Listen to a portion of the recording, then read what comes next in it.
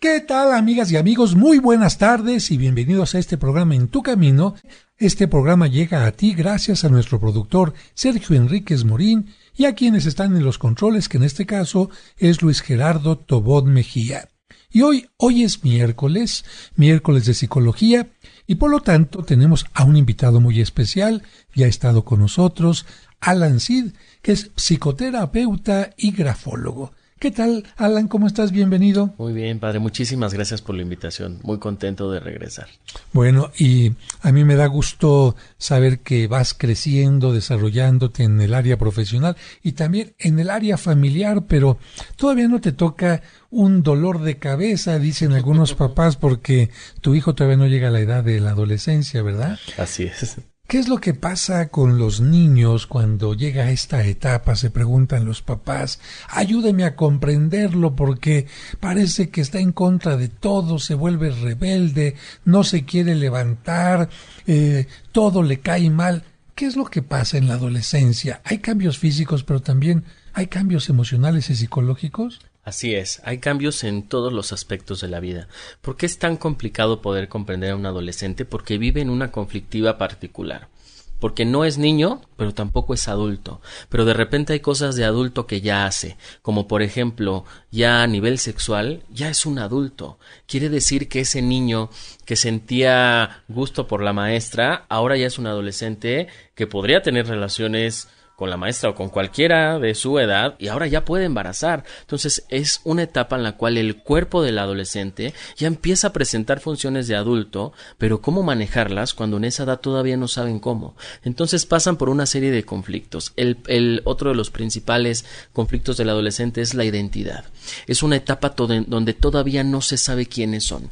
Cuando era niño, creía saber quién era, y eso fue gracias a los papás que constantemente le van reflejando quién es. Qué bonito eres, te portas bien, mira tu peinado, eres bueno en el baile, en las clases, y ese niño se va sintiendo tranquilo porque sabe quién es. Pero el adolescente no. El adolescente se da cuenta que el reflejo de los papás ya no le basta y necesita otro diferente. Por eso el adolescente se empieza a influenciar mucho con los amigos, con la pareja, empiezan a tener ídolos, artistas de televisión, cantantes, porque lo que están buscando es identificarse a través de ellos. Una de las principales situaciones en las que viven es que se quieren diferenciar de sus papás porque quieren sentirse ya más adultos. Como todo este proceso se vive de manera inconsciente, el adolescente no lo tiene muy claro, por eso hay tantos conflictos, porque el papá, mientras está viendo a un hijo que no le quiere obedecer y ese papá se está muriendo de coraje porque ese hijo ya no le hace caso, en realidad tendría que ser una gran fortuna, porque quiere decir que tu hijo se está diferenciando de ti y está intentando encontrar quién es, aunque él esté mal, pero es una manera en la que se está diferenciando de ti. Es decir, es un momento en que se empieza a cortar un ombligo emocional, ¿no? Quizás cuando es el momento del parto, se corta el ombligo físico, pero el niño está todavía en el útero de la familia, vamos a decir así. Sí. Y cuando viene la adolescencia, el joven empieza a preguntarse, la joven, ¿quién soy yo? ¿Soy únicamente hija de mi familia? No. ¿Soy únicamente la que lleva el apellido, la que dicen mis papás? No. Tengo que descubrir quién soy yo, pero eso cuesta trabajo, porque ¿quién me va a decir quién soy yo? Las redes sociales, los amigos, ¿quién me va a decir? Por eso es un periodo de mucha angustia para ese adolescente y además de muchos miedos. Pero entonces, si pensamos que el adolescente pasa por un proceso de muchos miedos y angustias, también podríamos pensar que es una etapa muy peligrosa.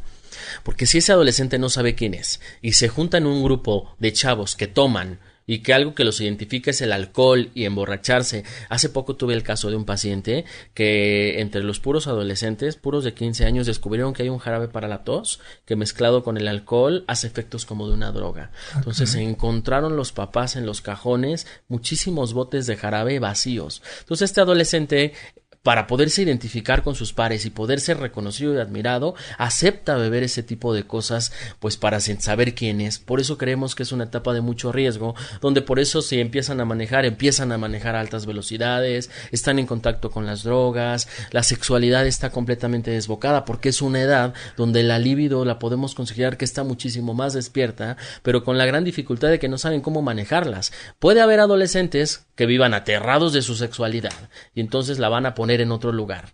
Se vuelven muy buenos para dibujar, muy buenos para cantar y no quieren tener nada de relación con lo sexual.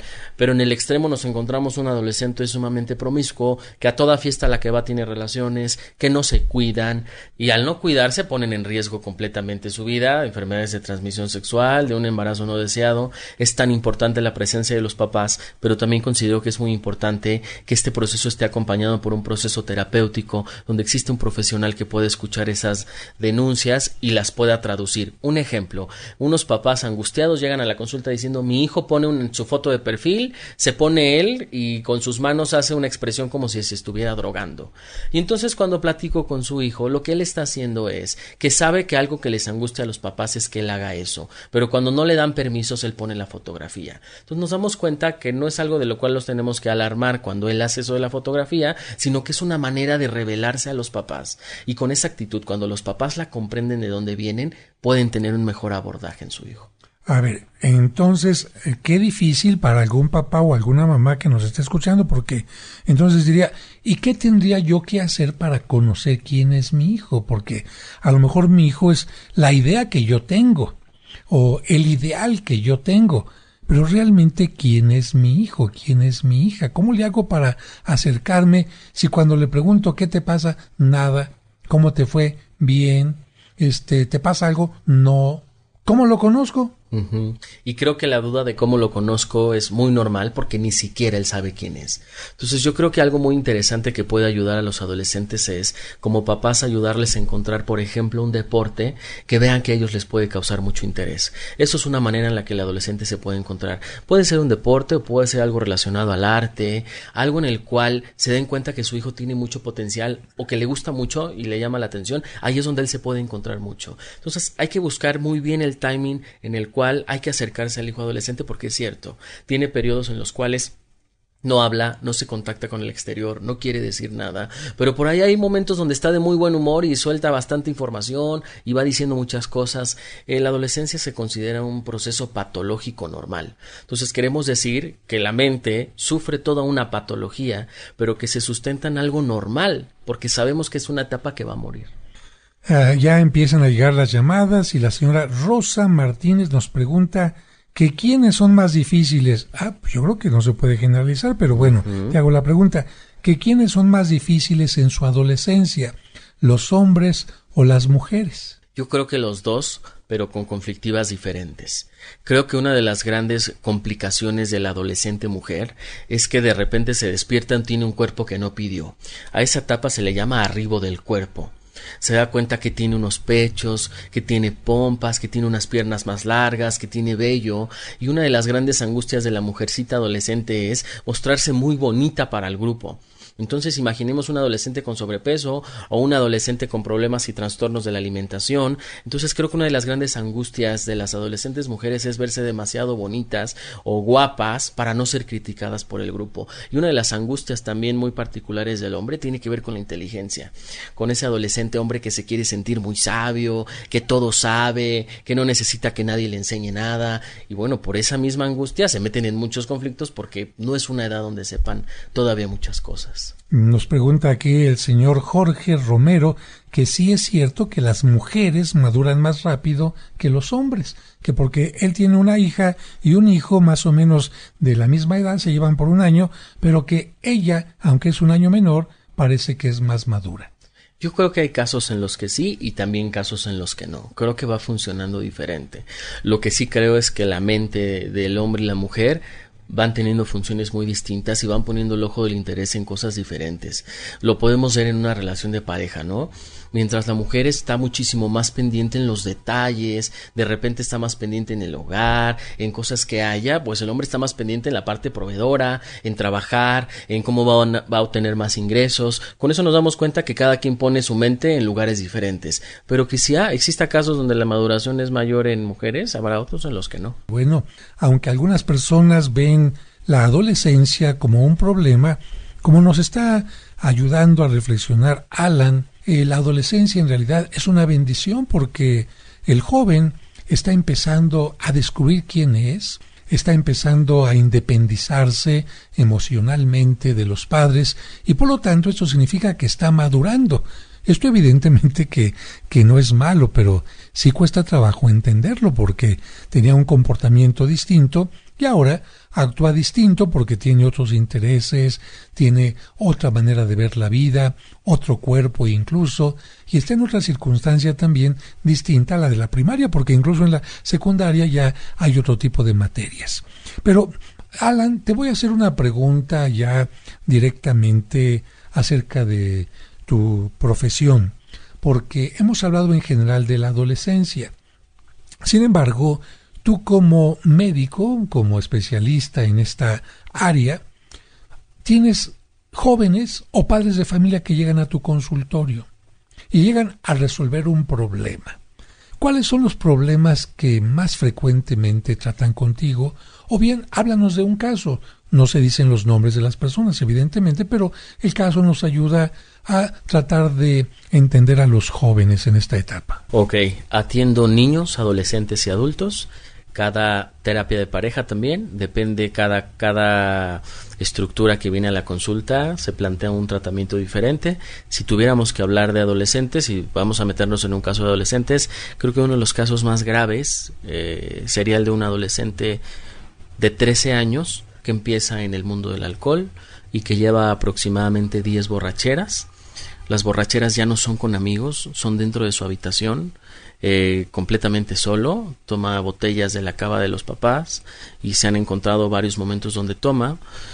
Además de que lo descubren tomar, reacciona de manera muy violenta, puede llegar a golpear a su papá, puede llegar a golpear a un policía, puede llegar a golpear a quien sea, siendo un adolescente que en sus 5 sentidos o sobrio no presenta ningún indicio de violencia ni agresividad. Es el niño, entre comillas, bien portado, el niño que no es problema, que se porta súper bien, que hace todo bien, pero algo ocurre cuando él consume alcohol porque se transforma en otro, dicho por las palabras de los papás. Entonces este es uno de los casos, me parece, más alarmantes porque ya requieren un trabajo multidisciplinario. Ahí incluimos la ayuda psiquiátrica, ya que estaríamos pensando que es un adolescente con altos grados de ansiedad y altos grados de angustia que no está sabiendo cómo manejar, y que la ayuda psiquiatra complementaria a la terapia puede ayudarlo a salir adelante más rápido. Ahí en este caso, por ejemplo, ¿cómo descubres el problema? Porque van los papás y te lo cuentan. Yo si yo fuera hijo adolescente diría: viejos chismosos, me caen gordos, yo no voy con ese psicólogo, le están inventando cosas. O bien lo escuchas a través de el adolescente que no creo que fácilmente reconozca su error. Va a decir: no, los que están mal son los demás, ¿yo qué estoy haciendo de malo? Estoy ahí en mi cuarto, ¿a quién le hago daño? ¿Cómo descubres tú esta problemática? Tiene toda la razón, padre.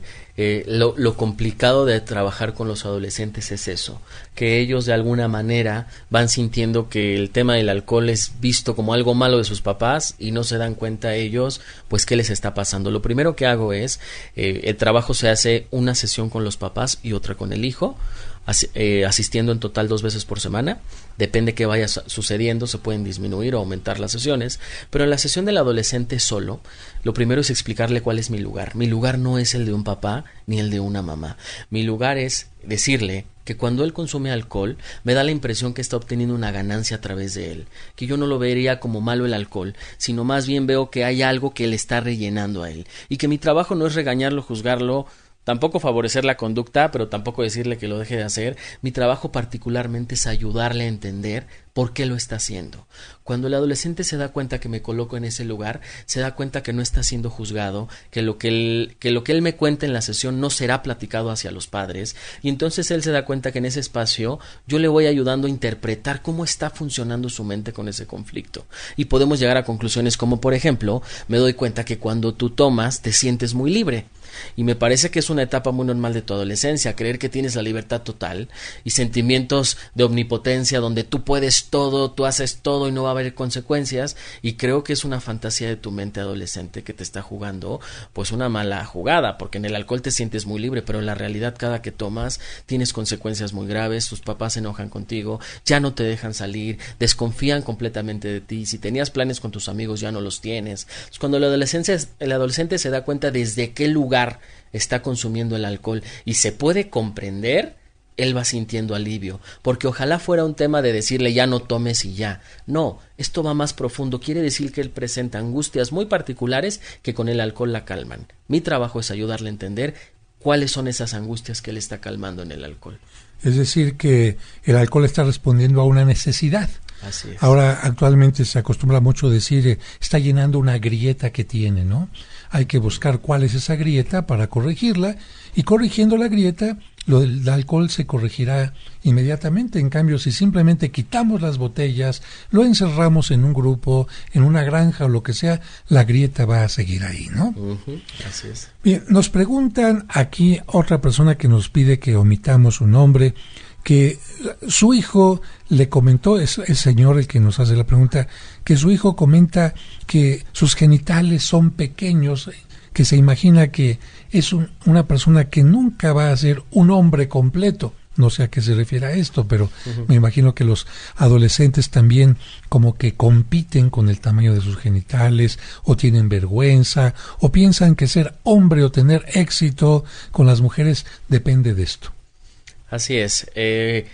Una de las grandes luchas del adolescente es poder ser destacado en algo o poder ser brillante en algo y ser admirado por los demás. Entonces, estamos hablando de que la adolescencia tiene una fuerte conexión con el cuerpo. Entonces, si habláramos del cuerpo, diríamos que en el hombre, en particular en la adolescencia, el tamaño de los genitales es vivido como qué tan masculino o qué tan hombre soy. Cuando vamos creciendo, este tema de la genitalidad ya la desplazamos. Se puede desplazar, por ejemplo, en el dinero. Y está un hombre que llega con un carro último modelo, y lo que nos está diciendo en el inconsciente es, mira, estoy grande de coche, vean qué grande es mi coche. Pero realmente nos está hablando de una angustia que tiene que ver con la adolescencia, que es tener los genitales más grandes, porque eso implicaría que puede satisfacer a más mujeres o que tiene un cuerpo que es deseable. Creo que es ahí donde tendríamos que poner el acento. El adolescente busca que su cuerpo sea deseable, porque cree que de esa manera va a obtener seguridad. Si nos metemos a temas más profundos, podríamos hablar de las personas que se dedican pues a vender su cuerpo hacia otros hombres. ¿Qué estaría pasando? Se quedan clavadas en una angustia adolescente. Se dan cuenta que una manera de obtener recursos es a través de su cuerpo, pero ya no alcanzan a desarrollar otros mecanismos. ¿Qué tendrían que hacer los padres? Enseñarle a sus hijos adolescentes que su seguridad no solo está puesta en el cuerpo. Otra pregunta que nos hace aquí Bartino es que ¿por qué los adolescentes tienen tanto interés en la ropa de marca? Vamos a lo mismo, ¿no? Lo que están buscando es ser vistos, ser llamativos, verse exclusivos. La ropa de marca tiene un significado. Soy especial. ¿Por qué soy especial? Porque la ropa de marca cuesta caro, y cuesta caro porque no hay de muchos. Entonces, cuando el adolescente se quiere poner esta ropa de marca, lo que realmente le quiere decir a su grupo es, miren qué grande soy, miren qué llamativo soy. Pero ahí es donde está el conflicto, porque todavía no es adulto, porque es una ropa comprada por el papá. Entonces podemos decir que el adolescente no tuvo algún mérito para haberse ganado esa prenda, y que la seguridad real viene de cuando uno se puede satisfacer cosas por sí mismo, no cuando alguien te las otorga. Entonces ahí se repite la angustia. El adolescente quiere ropa de marca porque quiere mostrarse ante los grupos como alguien maravilloso, porque justo la falla es esa. No sabe quién es, y al no saber quién es, se queda muy inseguro y va a hacer una serie de cosas para intentar completar esas inseguridades. Amigos, están llegando muchas preguntas. La señora Patricia Montejano nos dice que está preocupada porque su hijo tiene ya 19 años y todavía no tiene una pareja. Y dice que su papá le ha dicho que probablemente sea gay, que si esto, por no tener pareja, ya puede definir su sexualidad. Es una pregunta que es semejante a otras que nos están llegando, David, acerca de si una persona que no ha tenido pareja se puede considerar ya homosexual. Delicada, ¿no? Muy delicada, muy actual por todo lo que sucede en nuestra sociedad, pero me parece que no puede tener los argumentos suficientes para dar una respuesta firme, ¿no? Bueno, pues precisamente en este programa dedicado a la adolescencia vamos a ver qué nos dice Alan. Por favor, Alan. Claro, uno de los grandes trabajos del psicoterapeuta en la consulta frente a cualquier persona es tratar de plantearnos teorías. ¿Qué le estará pasando a esa persona que no puede entablar una relación con alguien? ¿Y qué va a implicar tener una relación con alguien? Si lo vemos desde un punto de vista muy psicoanalítico, diríamos que tener pareja implicaría quitarle los afectos a los padres para podérselos poner a alguien más. Ah, caray, entonces eso no me va a gustar. ¿Cómo que mi hijo va a enamorarse de otra persona y no de mí? ¿Cómo que mi hija va a dejar a su papá? Ah, delicado el tema. De ahí nos podemos preguntar, porque ¿cuántas personas no se pueden relacionar con alguien? Por eso, porque podemos encontrarnos mamás muy sobreprotectoras que tienen a ese hijo sumamente cuidado, y ese hijo que se satisface de esa mamá, a lo mejor porque lo consiente, porque lo mantiene, por muchísimos motivos por los cuales ese hijo pues perdería muchos privilegios si se relaciona con alguien. Y entonces aquí lo interesante es que todo esto se vive de manera inconsciente. La persona no sabe a ciencia cierta qué le pasa, pero lo único que sabe es que no se puede relacionar. Entonces una situación puede ser esa, que le está costando muchísimo trabajo abandonar los afectos de los padres. Implica muchas renuncias cuando los afectos de los padres ya no son una prioridad para podérselos poner a alguien más. Esa es la primera teoría que nos podría surgir. No podríamos definir todavía el tema de la sexualidad, porque una persona podría no tener una relación con alguien simplemente por miedo. También esa es otra cosa interesante.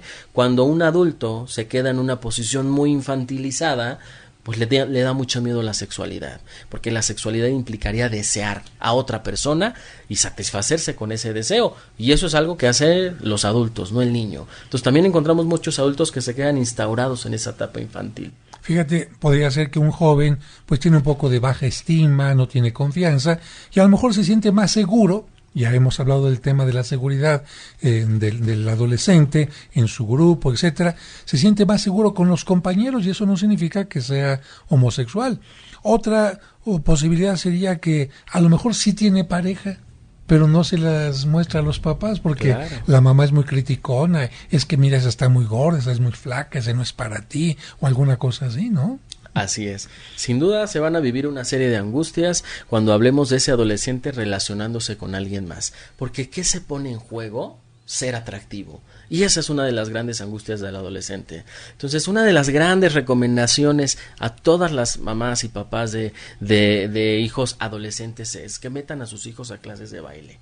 Eso les va a dar una seguridad increíble, porque el adolescente va a ir a 15 años, va a ir a fiestas, va a ir a reuniones, y que ese adolescente sepa bailar de muchos géneros, le va a dar mucha seguridad para pararse y sacar a una chica, a un chico, a quien tenga que sacar. Saber que sabe hacer algo bien le va a dar mucha fuerza. Si sabemos que el talón de Aquiles del adolescente es la seguridad, los papás pueden ayudar a darle herramientas funcionales, pero también herramientas saludables para que ese adolescente se enfrente con más seguridad a la vida. Fíjate que yo creo que aquí alguna señora le estará dando un codazo a su esposo. Viejo, no nada más metas al adolescente al concurso, métete tú porque vamos a las fiestas y te quedas como torta. Claro. Y es precisamente porque le falta seguridad, ¿no, David? Sí, padre, fíjese que justo sí, la pregunta que me hacía al inicio del bloque, pueden ser muchos factores por los que una persona no puede tener pareja, en este caso los adolescentes, porque puede haber una fractura emocional desde la niñez, pero eso se reproduce hasta la adultez, cuando somos adultos, y no necesariamente para tener una pareja. Tal vez tampoco somos capaces de mantener una relación laboral, de conservar un trabajo, no somos capaces de conservar una amistad. Algo debe pasar.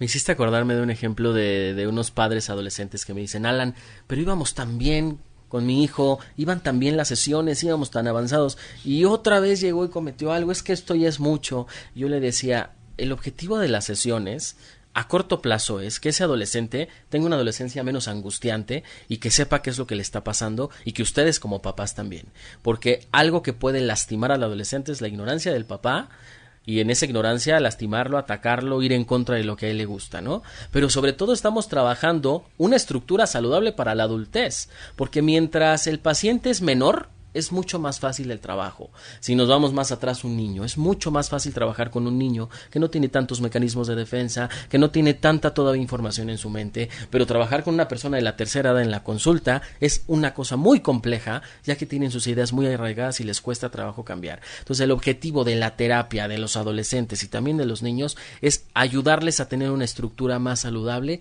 para su vida adulta. Fíjate, David, que en los grupos de alcohólicos anónimos, bueno, evidentemente ayudan a los alcohólicos para que, si ellos desean, puedan encontrar una solución a su problema. Pero muchas veces el alcohólico no quiere que le ayuden. Pero estos grupos ofrecen ayuda a los familiares para que sepan cómo actuar con el enfermo. Y afortunadamente ayudando a los papás y a los hijos, a la esposa del alcohólico, resulta que ellos saben manejar mejor el problema. Y ahora yo le hago a Alan esta pregunta. Quizás el adolescente no quiera ir a terapia, pero si van los papás a terapia, ¿les ayudará esto a que puedan comprender mejor a su hijo y que estén menos angustiados ellos también? Sí, por supuesto. ¿Bajo qué premisa? Que la realidad psíquica de su hijo la construyen los papás. Las palabras de los padres son completamente significativas en el desarrollo del adolescente, aunque no lo parezca, aunque parezca que desafía las palabras, aunque parezca que no le importa lo que le digan sus papás. Esas ideas se van construyendo en la mente. Tengo muchísimos casos de adultos platicando experiencias traumáticas en la adolescencia, tendiéndolas que trabajar en la adultez por un mal manejo de los padres. Entonces, un ejemplo muy sencillo es esta mamá que se desespera porque su hijo no hace lo que quiere y en esa desesperación lo insulta y lo agrede. El hijo responde a la agresión y cuando vienen a sesión la mamá viene muy indignada porque su hijo lo insultó. Entonces yo siempre le digo, la diferencia entre una discusión entre tu hijo y tú es que tú a tu hijo sí lo puedes marcar y herir y tu hijo a ti no. Tu hijo a ti te puede hacer sentir triste, te puede enojar, pero un hijo difícilmente te va a marcar de por vida como tú sí lo puedes marcar con un insulto. Entonces que los padres acudan a la sesión les va a servir para conocer a sus hijos, pero sobre todo para conocerse a ellos, porque el marco de referencia de cómo vas a ser como papá es cómo fuiste de hijo y qué papás te tocaron a ti. Ay, qué fuerte esto, ¿no, David? Y yo creo, padre, no sé, Alan, tú dime si estoy equivocado, no solo deberían poder hacerlo, deberían estar obligados a ir a terapia junto con el adolescente, bueno, no junto, pero al mismo tiempo, porque creo que los papás son los primeros responsables de la personalidad que tiene el adolescente. Ellos fueron los que o lo solaparon, o no le pusieron límites, o lo reprimieron, o etcétera. Y entonces tienen que entender el entorno, el contexto de su hijo. Por eso la regla básica en la terapia del adolescente es, vamos a ver esta situación como una situación familiar. Aquí no es un colegio donde tú vienes, dejas a tu hijo, regresas en 3 meses por él y ya es otro. No, aquí son unas sesiones donde te involucras, donde también entras tú, donde también hablas de lo que tú has hecho como papás. Y siempre que viene un adolescente, se piensa como una terapia familiar, donde el papá y la mamá están incluidos todo el tiempo en el proceso. Alan, me escribe una pareja y hace una pregunta y, bueno, en primer lugar les ofrezco a esta pareja mis oraciones porque están pasando por un momento muy difícil, pero ellos comentan que le dieron a su hijo todo, que no fueron sobreprotectores, que no fueron tampoco demasiado duros con él, y que lamentablemente él se suicidó, pero nunca dijo la causa, la razón, siempre fue cariñoso, siempre fue buen alumno y todo, y que ellos no saben cómo enfrentar esta situación y sienten mucha culpa, que si tú les podrías ayudar en alguna terapia o varias terapias a superar esto y a entender, yo no sé si se pueda entender algo que el hijo no dejó ningún rastro de necesito ayuda o algo así, ¿no? Creo que eso es una de las situaciones por las cuales queda tanta culpa, ¿no? Bueno, lo primero es saber que, por supuesto, que necesitan ayuda, ya que, pues, son de los duelos más inesperados. ¿Qué es un duelo? Es la pérdida de algo, ¿no? Y la pérdida, mientras más inesperada sea, es mucho más dolorosa. Por eso se cree que ese tipo de pérdidas en particular, como la de un hijo, son pérdidas que llevan mucho tiempo para repararse. Entonces, creo que sí. Y creo que una de las etapas bastante naturales del proceso de duelo va a ser la culpa y que esta culpa va a presentar cierto color dependiendo de la manera de la muerte, ¿no? En este ejemplo platican que parecería no haber ningún indicio de que esta persona pues quería quitarse la vida. Eso aumenta muchísimo la culpa porque hace que el papá se sienta completamente sin herramientas. La culpa es esa sensación de que yo pude haber hecho algo y no lo hice y por eso soy culpable. Y entonces, claro, estos padres necesitarían un muy buen apoyo terapéutico, un proceso largo para comprender cómo funciona la mente en el tema del duelo, con el tiempo que esto pueda significar y pensando bajo esta premisa que a los hijos se les da la vida y no se la quitamos, y que si le dimos la vida, por algo tuvo que haber pasado esto, ¿no? Y sobre todo cuando los papás, que sucede en muchos casos, piensan que ellos deben de tener el control total sobre los hijos. Y esto no es posible. Hasta cierta edad pueden tener cierto control, pero ya de una edad en adelante ya no es posible, sobre todo en este tiempo, ¿no? Y empiezan, ¿qué habrá pasado? ¿Por qué lo habrá hecho? ¿Sirve pensar esto? ¿Por qué lo habrá hecho? ¿Qué habrá pasado? ¿Por qué no me lo dijo? ¿O es solamente atormentarse?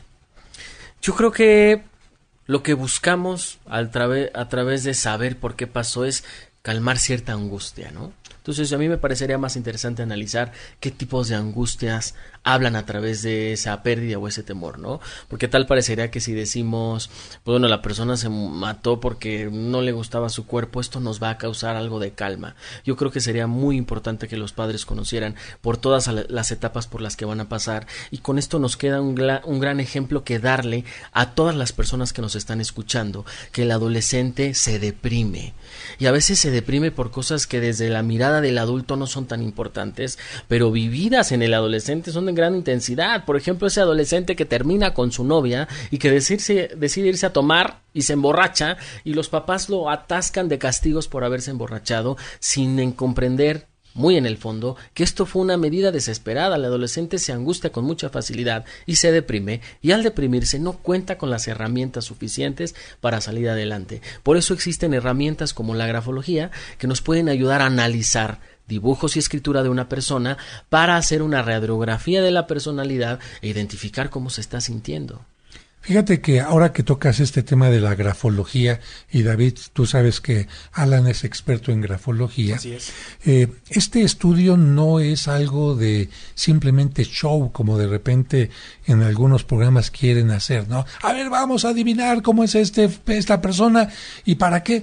Pues para faltarle al respeto, para burlarse o para algo así. A mí me parece que la grafología es algo entre la persona y el terapeuta, ¿no? Así es. Es decir, a lo mejor haciendo alguna cosa escrita, vamos a descubrir, mejor dicho, algo que no estás diciendo verbalmente, algún miedo, alguna angustia. ¿Eso es cierto o no? Así es. ¿Cómo funciona la grafología? Es una herramienta proyectiva, quiere decir que a medida que vas escribiendo, vas proyectando rasgos de tu personalidad, y el grafólogo observa muchos rasgos, por ejemplo, el tamaño, la presión, la velocidad, hacia dónde va la escritura, la manera de tu firma, dónde empieza, dónde termina, y estos rasgos nos van hablando de algo de la conducta. Uno de los grandes beneficios de la grafología es que la persona no necesita hablar, ni tampoco es importante lo que escriba. Los grafólogos no leemos el texto de lo que la persona pone al escribir. Nos fijamos en la grafía, en la manera de la escritura, en el estilo gráfico, y todas esas herramientas nos van dando recursos. ¿Cómo nos damos cuenta que la grafología se aleja completamente de las mancias y de los métodos de adivinación? Que el mayor grado de estudios en la grafología es perito en grafología, y los peritos en grafología estamos certificados para emitir dictámenes oficiales. Quiere decir que un dictamen oficial de un perito grafólogo diciendo quién se encuentra mejor psicológicamente, si su mamá o su papá, para quedarse con la patria potestad de un niño, va a influir, quiere decir que tiene un peso muy importante y que se escapa de la subjetividad. Al igual, si hay una muerte y se deja un texto suicida, los peritos en grafología podemos determinar si la persona de verdad se mató o alguien lo mató y le hicieron escribir para que no lo investigaran. Entonces nos damos cuenta que la grafología es algo mucho más profundo, y que cada que estás escribiendo estás diciendo algo de ti. Es que la grafología, David, es como las huellas digitales, no hay ninguna firma igual. Cada persona es distinta, y precisamente la grafología está indicando algunos elementos que tú tienes, ¿no? Claro, y esos llevados a la psicoterapia, Alan, creo que nos pueden llevar incluso a la prevención de un suicidio, porque si de pronto los papás de un adolescente consultan con un experto grafólogo como tú, escritos de su hijo, dibujos, tú puedes decir, caray, aquí hay un problema que hay que atender, ¿no? Por supuesto, la escritura va a ser un gran semáforo en la vida de los adolescentes y de los niños. ¿Y por qué hablamos tanto de los adolescentes y los niños? Porque los pensamos como un sector vulnerable, que pasan por una serie de conflictos internos, que no saben cómo responder ni qué hacer con ellos, y para eso existimos los especialistas, para ayudarlos a ellos, pero también para ayudar a los papás a entenderlos y a saber que la niñez, la pubertad y la adolescencia son las etapas que cristalizan la estructura psíquica de una persona. Alan, una pregunta sobre si la grafología me ayuda a conocer a los demás. Vamos a suponer que los papás no son muy abiertos con el hijo, ¿no? O bien la novia no es muy abierta con el novio. ¿Es válido? Porque hay ética también en este tipo de situaciones y tú eres muy ético. ¿Es válido que yo lleve un escrito de mi madre para saber quién es ella? Porque a lo mejor no me dice a mí que está angustiada, que tiene miedo, de mi papá. ¿O es válido llevar una firma, un escrito de la pareja para saber si estoy en una buena relación, si me conviene, si no me conviene o hay algún problema? Yo creo que es válido siempre y cuando sepamos cuál es el fin. Y el fin principal de la grafología es justo eso, poder entender a la otra persona. Entonces yo creo que es bastante válido querer analizar a una pareja y tratar de entender más o menos cómo funciona su mundo, cómo ve las cosas. De hecho, se hace mucho grafología para parejas. Va la pareja, cada quien hace su escrito y el grafólogo les va diciendo, ustedes no son compatibles en estas áreas donde van a tener que trabajar más, en estas son muy compatibles, y entonces la grafología puede ser una herramienta que te ayude para comprender mejor a las personas, y si tú las comprendes te relacionas diferente, porque uno de los grandes problemas es que esperamos que las personas reaccionen como nosotros reaccionaríamos. Incluso es la frase típica, yo no le hubiera dicho eso, yo hubiera reaccionado de tal manera, sí, pero aquí lo importante es aprender a entender que cada mente funciona de manera distinta y a medida que vas conociendo a alguien puedes entender más su mundo. Eso está padrísimo, Alan, porque yo no me imagino a una persona o a una pareja ante un terapeuta diciendo, sí, doctor, fíjese que yo soy muy manipulador, soy mentiroso, soy agresivo, soy celoso. No lo van a decir, además de que es difícil reconocer los defectos en una persona. Sin embargo, mediante la escritura se pueden revelar muchas más cosas. No, y si el tipo lleva su escrito, bueno, aquí está, doctor, para que lo analice, lo escribí a máquina. Ese es trampa, con ¿no? Arial 12. Alan, pues te agradezco mucho la presencia en este programa, pero también la gente está preguntando, oiga, queremos conocer a Alan, queremos ir a su estudio, a su clínica, para que nos informe. ¿Hay una red, algún teléfono de información? Claro que sí, mi página www.alansid.com y el teléfono de la oficina es 55 28 62 33 18. Pueden mandar WhatsApps, pueden hacer llamadas y ahí se van a enterar de cursos, conferencias, sesiones individuales. Oye, Alan, lo dijiste muy rápido, hay que decirlo así despacito, por despacito. 044 55 28 62 33 18 y la página www.alansid.com. ¿Cuál es el teléfono, David? 55 28 62 33 18. Pues Alan Sid, psicoterapeuta y grafólogo, muchas gracias por tu presencia. Gracias por la invitación. Amigos, muchas gracias por escucharnos, que Dios les bendiga.